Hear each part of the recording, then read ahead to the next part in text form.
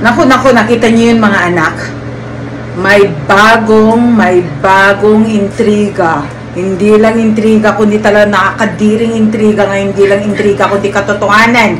Nakita ko yung video na puro mga uod yung nandoon sa paresan ni Diwata. Naku, dalhin nyo yung video na yan sa City Hall para ipasara na yung paresan na yan kasi baka mamaya biglang umakyat na yan sa mga nakatiwangwang na mga pares o kaya mga meat o kaya mga pagkain doon.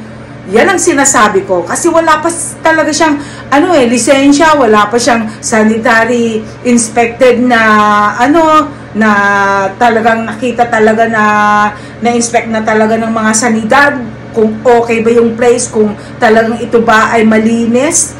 Oh my God! So, di nagtotoo talaga yung sinasabi kong dugyot na parisan, di ba? Sa bagay, yung may-ari nga naman na si Diwata, dugyot din. Kaya kung ano itsura na isang taong dugyot, na wala sa good hygiene, wala sa talagang clean hygiene, walang cleanliness, pati na rin paresan niya, talagang kasindugyot na rin niya. Kaya yung mga kumakain dyan, lahat ng mga kumakain dyan ay dugyot na rin, na kumakain na rin ng mga nakatiwangwang na mga talagang nilalangaw na mga pares at kung ano-ano pang mga isiniserve na mga pagkain. At ngayon, mga uod na, my God, nakakadire!